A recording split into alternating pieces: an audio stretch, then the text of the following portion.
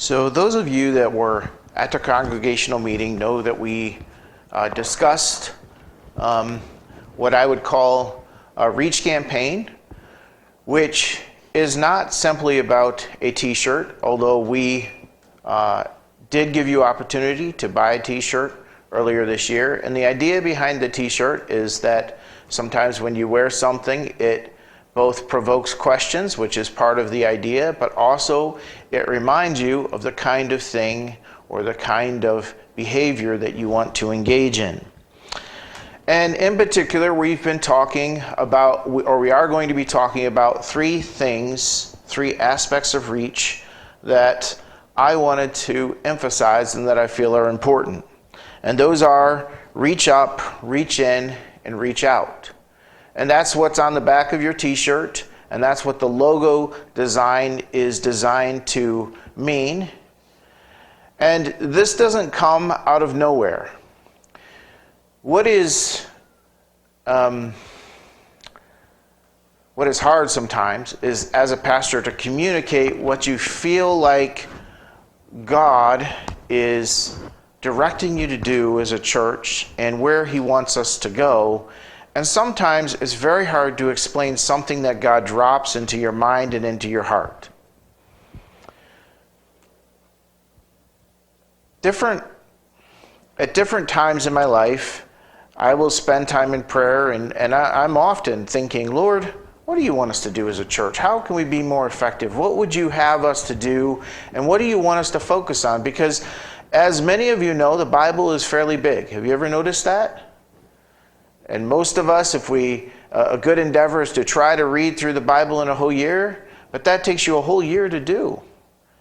And you certainly can't preach the whole Bible in a year unless you're having a lot longer services than we are. I can guarantee you that.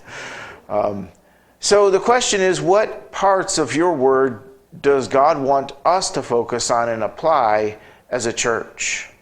And as I was praying at the end of last year, and I was spending time really asking the Lord about direction and about thoughts and about focus, it was during that time that God really began to give me this idea of reach up, reach in, reach out. And those have both practical elements, but also theological elements, but more than anything else, more than just a matter of let's wear a shirt with a logo on it, it's about having an attitude and a mindset. Because it's not just about a slogan, or it's not just about a physical product. It's about asking God that we would have a mindset that might be different than how we normally would operate. And at the best of companies, at the best of corporations, at the best of churches, it is where we fully embrace something not just as something that we know and can say, but where we integrate it into our lives. How many of you have ever been at a company that had something like service or excellence as our priority, and everything that happened there wasn't excellent? Have you ever seen something like that? Well, that's where a slogan is just a slogan, but it's not a reality. And one of the things that I want us to focus on is not just the idea of we have maybe these words that we're saying or that we're thinking about. I'm not interested in creating that as much as those words are supposed to guide us into an attitude and a mindset and an atmosphere that I think God wants us to embrace as a church. And the very first thing that we're talking about is the idea of reaching up. Now, we've talked about this a little bit throughout this year, but I want to focus on it again and remind us of this. Everything as a church begins with God. If you think about some of the other aspects of maybe reach in or reach out, and we're going to talk about those in the next 2 weeks, reach in if we want to talk about our relationship with one another, if we want to talk about relating to one another, we could. But you know what? Social clubs do that, don't they? People gathered around similar interests, they do that too, don't they? So a church can't simply be about that, nor can a church simply be about helping others, because we have a word for that in society. We call it a charity, right? But a church is not a charity. Because a church is different than a society of mutual support, and it's different than a society that is geared toward meeting some felt need in a community, although both of those things are important as part of being a church. But a church is different because we begin with the first step that we're talking about today. And that is that we begin all of those things out of a vertical relationship with God. And when we think about Scripture, we know that it all begins with Him in this sense. Why do we love God? Scripture tells us because He loved us first. Why do we love others? It's because of the love that He gives us. Why do we forgive? It's because He forgives us. Why do we endeavor to live righteous lives? Because Christ is righteous and because God is holy, and so He's called us to holiness, but it begins with Him. And everything that we value as a church and everything that we accomplish as a church cannot be done apart from Him. And so therefore, when we are talking about reach up, it's about first acknowledging that everything good that we will ever do and everything that we begin to be about begins in our relationship with Him. And so we aren't a social club and we aren't a charity, we are a church. And as a church, that begins with us putting God first. And sometimes we're going to talk a little bit about this idea. We're going to talk about the first commandment here in a minute that Jesus gives us. But sometimes as a church we could be tempted to put the second commandment first rather than the first commandment first. And it all begins from that first great commandment that Jesus gives us. And that's why we are starting in the order that we are. And that's why it's not reach out, reach in, reach up, or reach in, reach up, reach out. It's reach up, reach in, reach out. How was that for a tongue twister? I made it through it. I'm actually a little surprised, yes. And I'll hold the applause for that because it's early in the sermon. All right. Okay. So we're going to incorporate the idea, and so the logo has in it all these three different parts, and you will see this on the front of the shirt, and then on the back we have reach up, reach in, reach out. But first of all, it is up. And what is up about? It's about reaching toward God in worship and devotion. Worship up toward God in worship and devotion. Now, I don't recommend you try this, but if you did, this would work, but it might be fatal, so don't do it. But suppose that you wanted to, and you had no wire to connect something. Let's say you were trying to jumpstart your car, okay? And you didn't have jumper cables, so you thought, well, I will stick my finger on one battery and my finger on the other battery. Now, that might actually work, but I'm pretty sure it would be fatal. Because you would be the conductor, but not a good kind of conductor. But in one sense, I want us to think about it in this sense. We want to be the conduit, the conductor through which God can work in the world, but that only works if we have one hand up and one hand out. Do you understand what I'm saying? And it won't be fatal like trying to start a car with your body. It won't be fatal, but that is essential to everything that we do. It begins with our relationship where we are reaching up toward God and meeting with Him. And this is our very first duty. You know, we cannot lead others to God if we do not know Him ourselves, and we cannot encourage people to a relationship that is greater than the one that we have. Our relationship with God must be solid first. And it is our very first duty, so I want to talk about that now. Let's look at a verse I'm sure you're familiar where we're going here in Matthew 22, but it is paramount. We read here about our very first duty. Jesus was asked in context here, what is the first thing? What is the greatest commandment? What should I focus on before I focus on anything else? And it was a lawyer who asked him, and the lawyer was thinking, I'm sure, of the 10 Commandments. And he was saying, which one of those matters most? And I'm sure it was a trick question because they were often trying to trick Jesus. And Jesus' answer here in verse 37 is this: you shall love the Lord your God with all your heart, with all your soul, and with all your mind. This is the great and first commandment. So what's supposed to come first? Love for God. When we begin to think about what God has called us to do, to be a light in this world, to be representatives of His kingdom, to be ambassadors for Him, the very first duty that we have before any and all of those things is that we would love Him. And note the word that is used several times in verse 37. There's two words that are used 3 times. All your.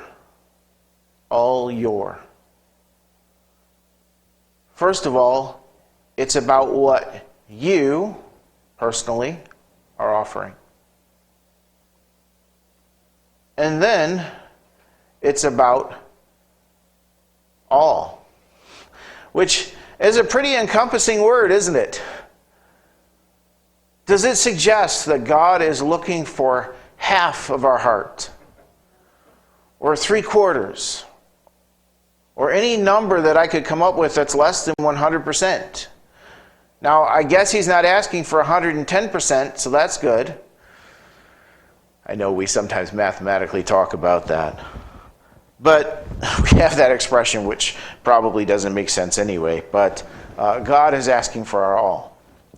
And before we think about our duty that we have to the world, to our family, to our friends, even our duty for holiness or Christian duty, or as a member of society that we have to be a good citizen, a positive contributor to that, before all of that, God is asking and saying to us that our primary duty is to Him. That the first commandment that we have to honor is that we would love God with our all. And there is great danger if we don't. Because if God does not come first and something else does, what happens when that is taken away?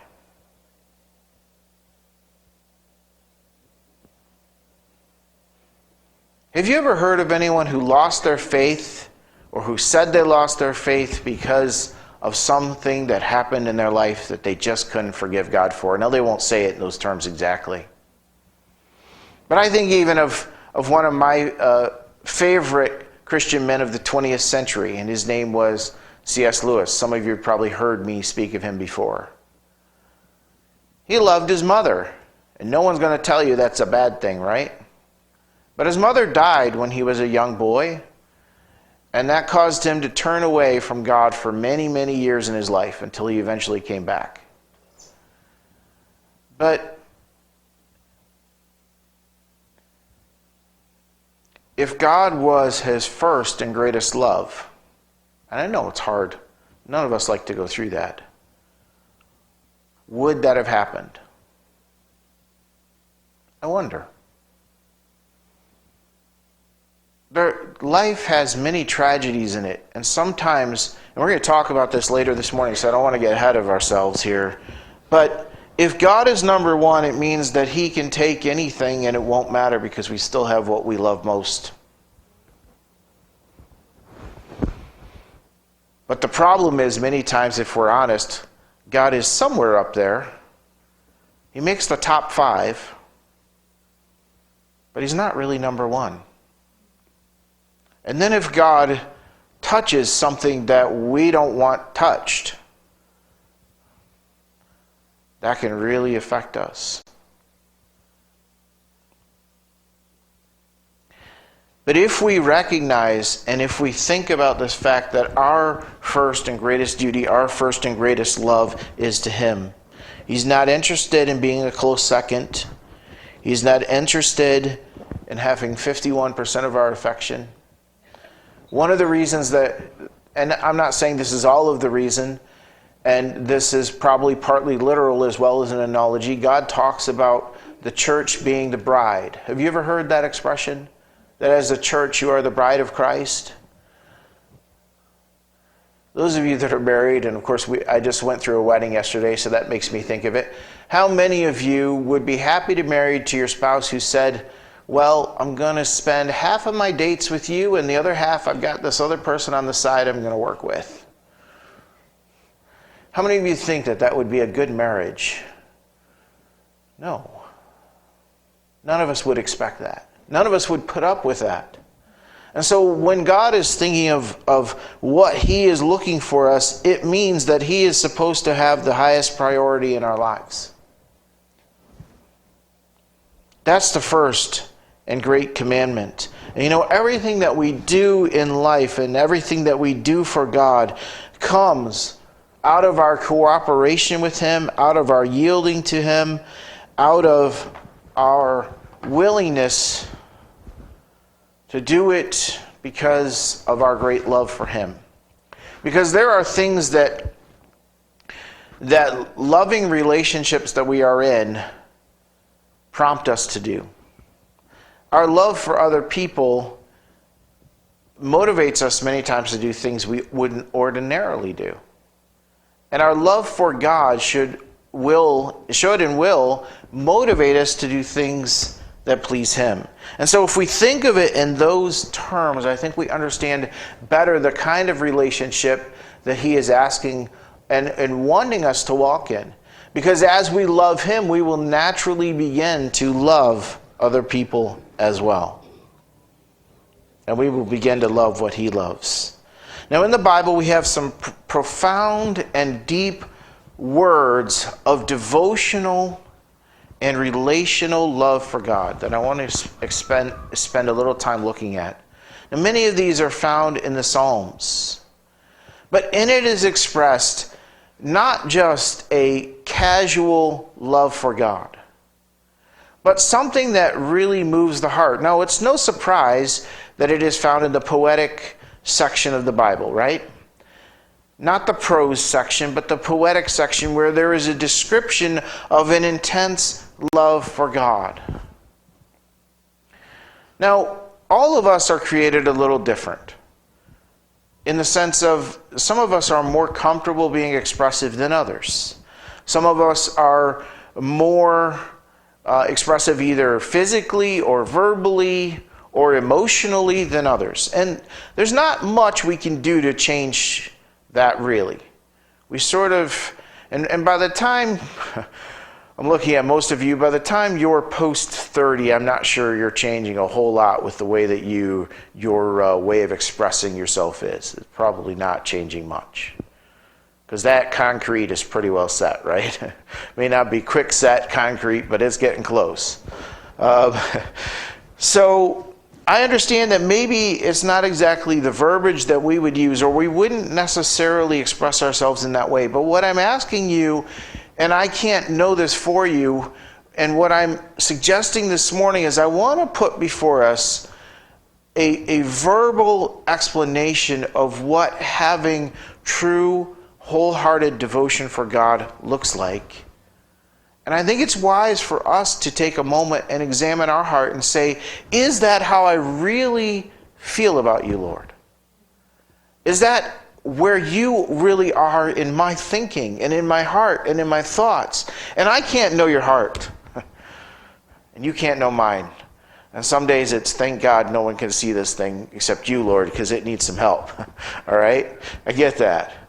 But at the same time, we need to ask ourselves, do we align with the devotion? How deep is our devotion for God? Does it align with what the psalmists say?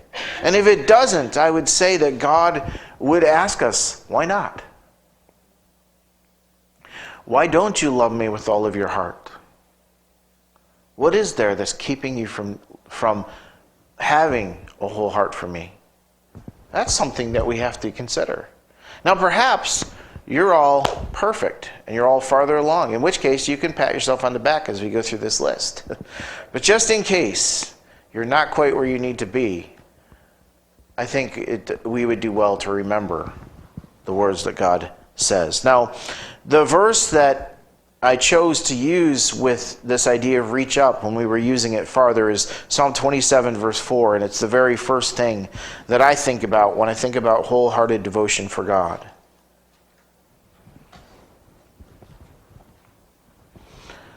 It's something that really is easy to read, but when you think about what is really being said and assume that they meant it, is that really how we would feel? The psalmist says this, "One thing have I asked of the Lord, and that will I seek after, that I may dwell in the house of the Lord all the days of my life, to gaze upon the beauty of the Lord and to inquire in his temple."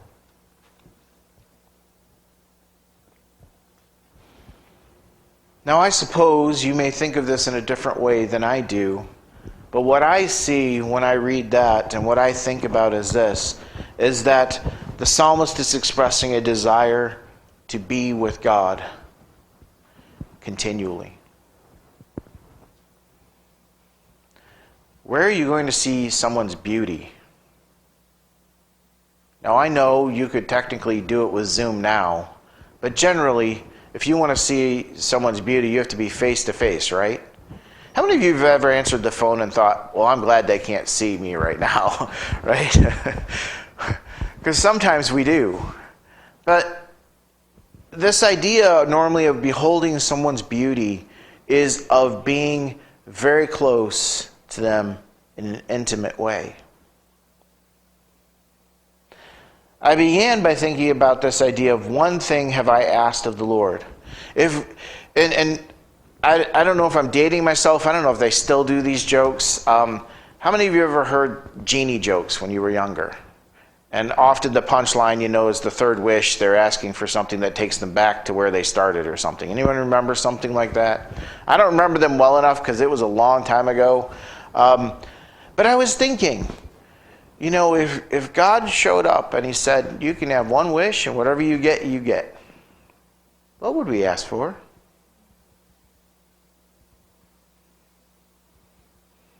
Would we ask for health? Would we ask for the salvation of someone's soul? That might be too spiritual. Would we ask for a bottomless bowl of ice cream? I don't know. I'm thinking about it. I would hope we wouldn't waste it on anything temporal like that.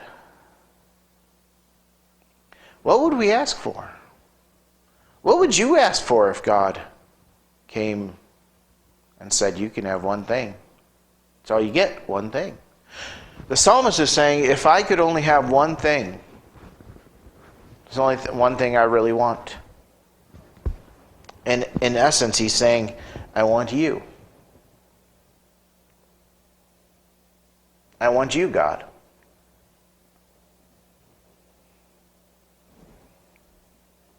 I want to live in your house. I want to be with you. That's my one wish. And I know we would like to think that we would be spiritual. Would we ask for long life, power over people, popularity?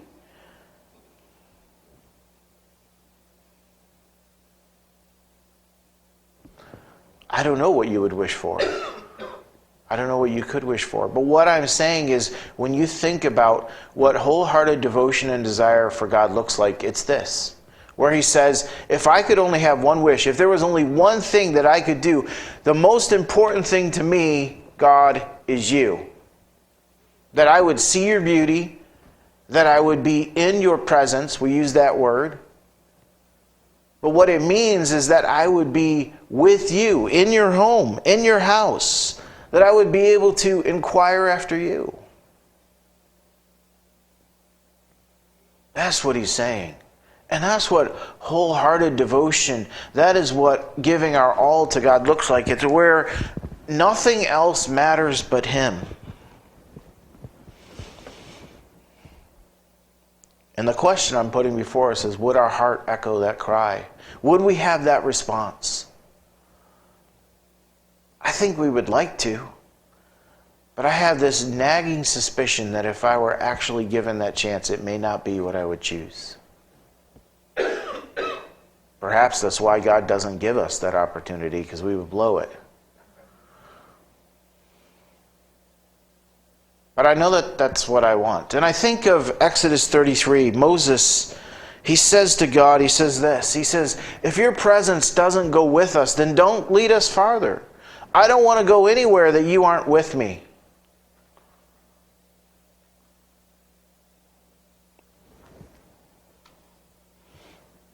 That reflects this heart that the psalmist gives. One more verse in Psalms before we move on. He says this, as a deer pants for the flowing streams, so pants my soul for you, O God. My soul thirsts for God, for the living God. When shall I come and appear before God?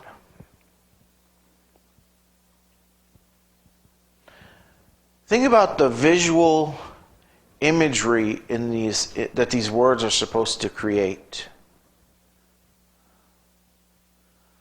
Thirst is a very powerful thing, is it not? We can be very, and although I suppose, truthfully, in our modern society, most of us aren't too thirsty too often, right? Because we take care of it. We have an abundance of drinks. We have all kinds of containers. We have running water. The truth is, it's not usually too bad. The most thirsty I ever get is every now and then I go to spin class and I forget my water bottle at home. And if any of you ever have the dubious distinction of watching me do anything physical, I sweat a lot. I sweat just thinking about working out. My wife refuses to give me a hug before I shower. It's bad. And I don't blame her, because there are some days I'm like, wow, man, I smell bad. I cannot wait to get to the shower. So I don't blame her. But those would be the moments when I'm thirstiest. And when we think of thirst, it's something that we have to have satisfied, something that we have to seek. And what he's saying is that what I am seeking is not for all these other things, but my soul first thirsts for God, for the living God. I want you. And so basically both of these Psalms, what is being said to us, the lesson, the idea is this, that I am thirsty for you.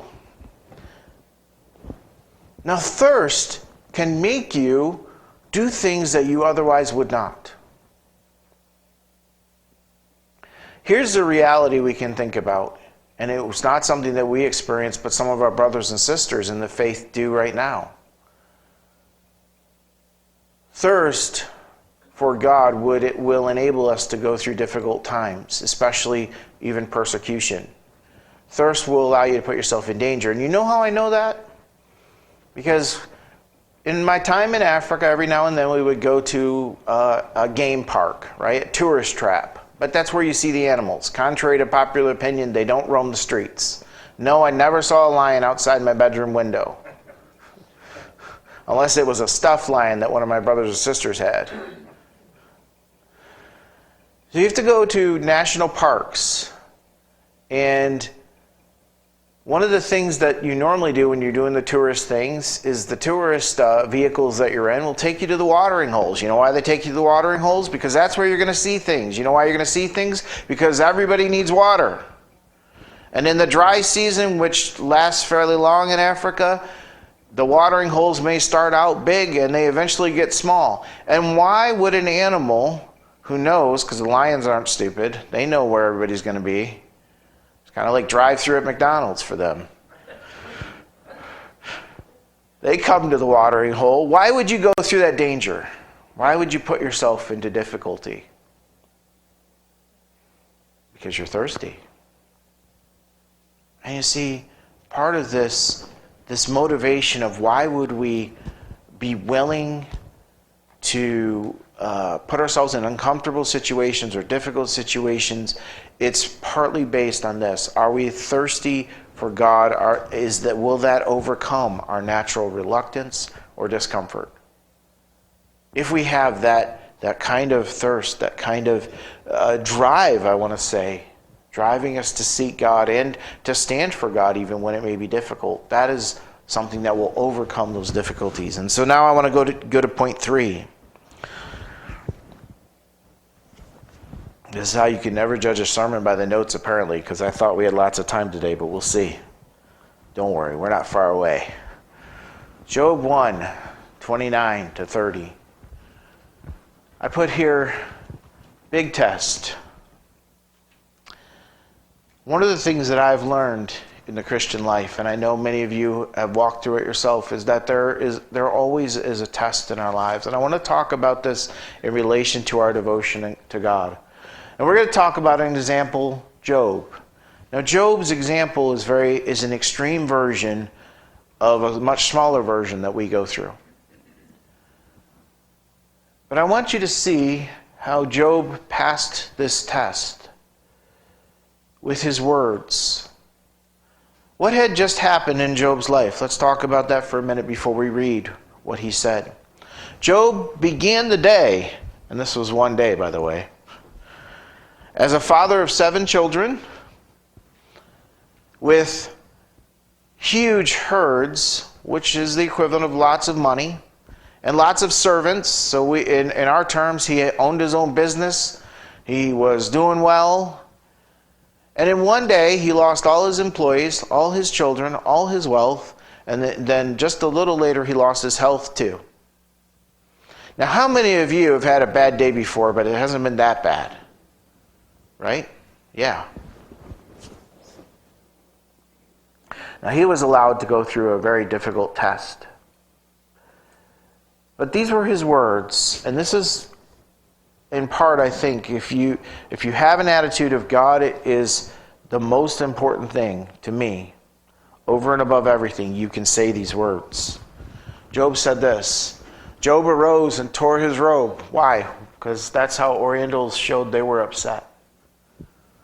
And he shaved his head and fell on the ground and worshipped.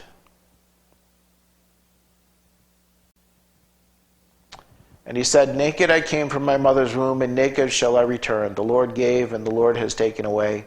Blessed be the name of the Lord.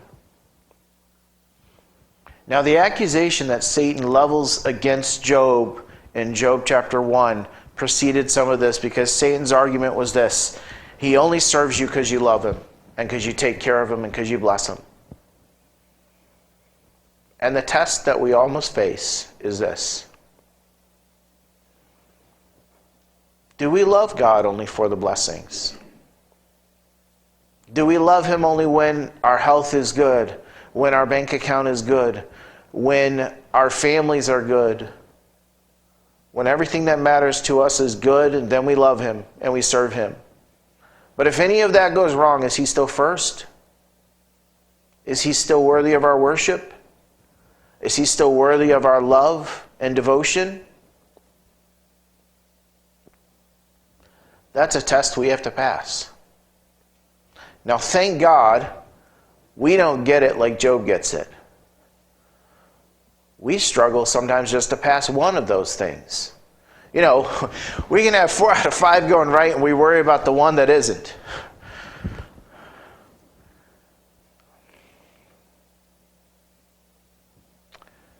Will we love him if he takes away some of the reasons that we think we deserve?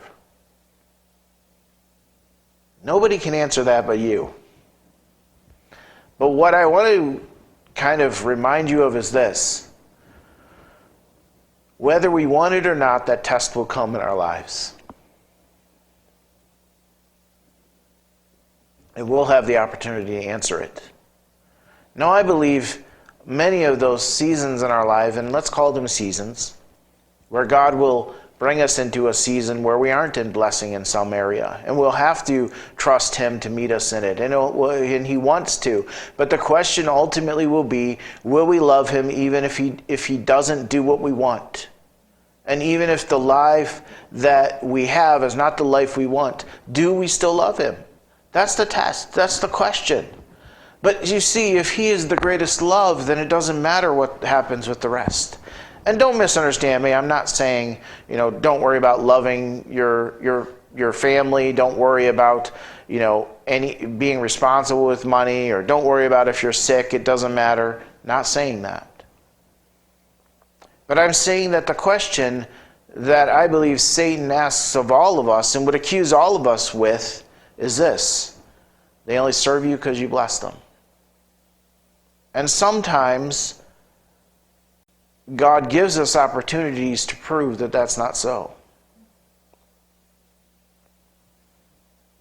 And maybe if we don't pass it, we have to go through it again until we do. Job gives us an example, though, of love and devotion, because what did he do? Notice the phrase there. It says he fell on the ground and he worshipped. How many of us would have been able to do that in that moment?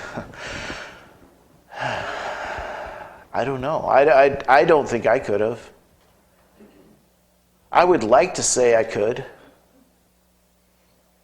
And of course, the other advantage that we have, and let's talk about advantages for a moment.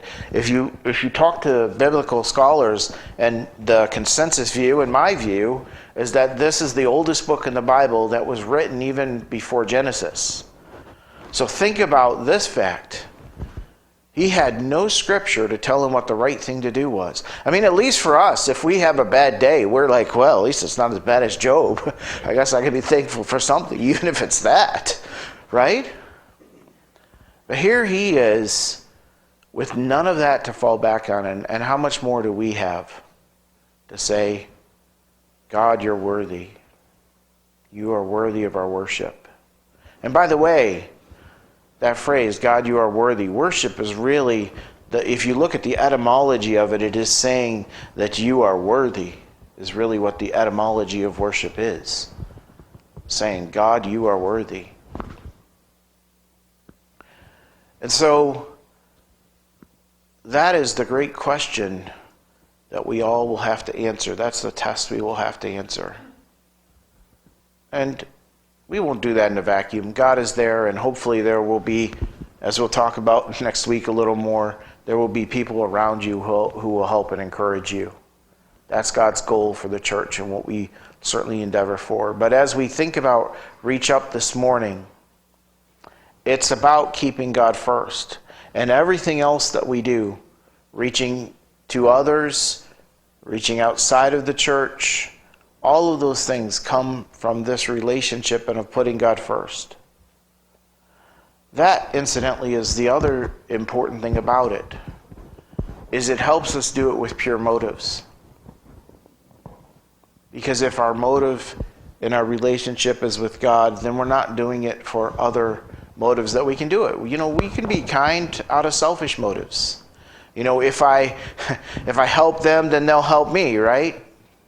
Or if I'm good to them, then God will see it and he'll be happy. But that's not the way we want to approach those things. We should be approaching them first and foremost with this heart that is oriented toward God.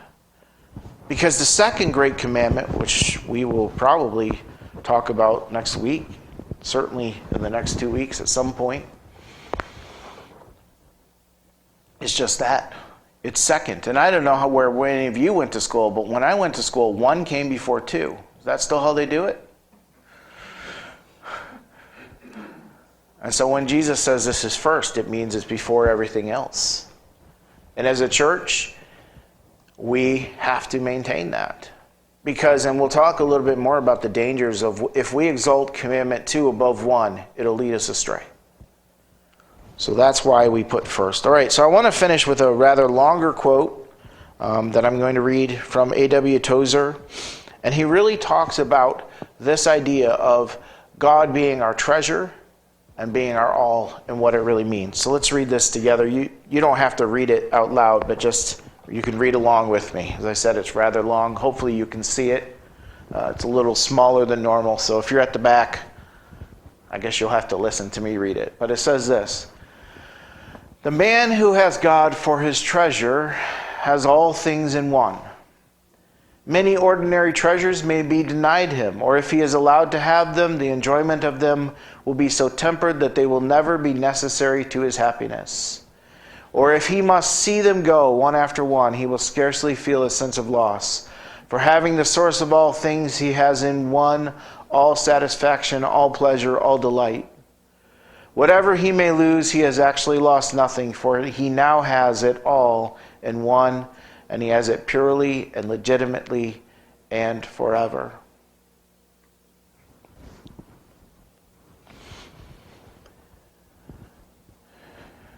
There is a danger in all human relationships where we can exalt them above God. And what happens when that person is gone? I mean, even your spouse, and you won't ever hear me say, don't love your spouse, because you're supposed to. God's word commands you to, at least if you're a husband. But what happens if in the passage of time they die? You still love God?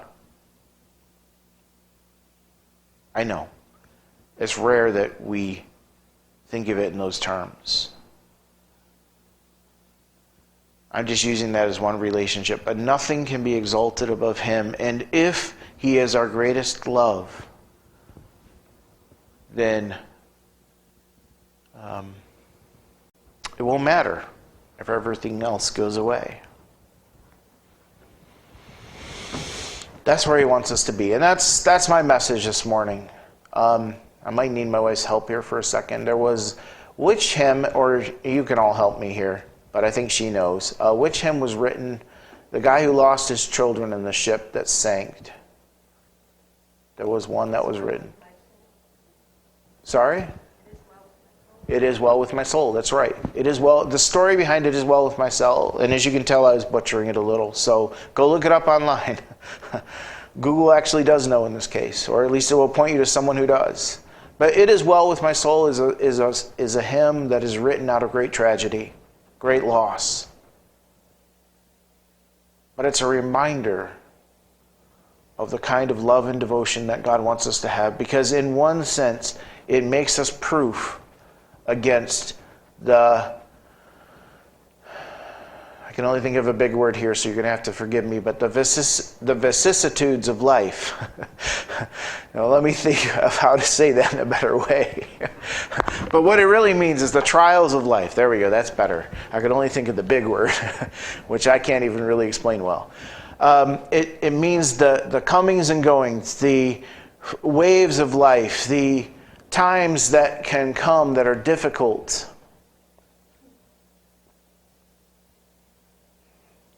If he's first, it will protect us from them. And that's where he needs to be. Now, I'm not saying it will take away all pain and suffering. I'm not saying that. But it will certainly dampen the blow, because if he is what matters most, and he will never be taken away, because he says, I will never leave you nor forsake you.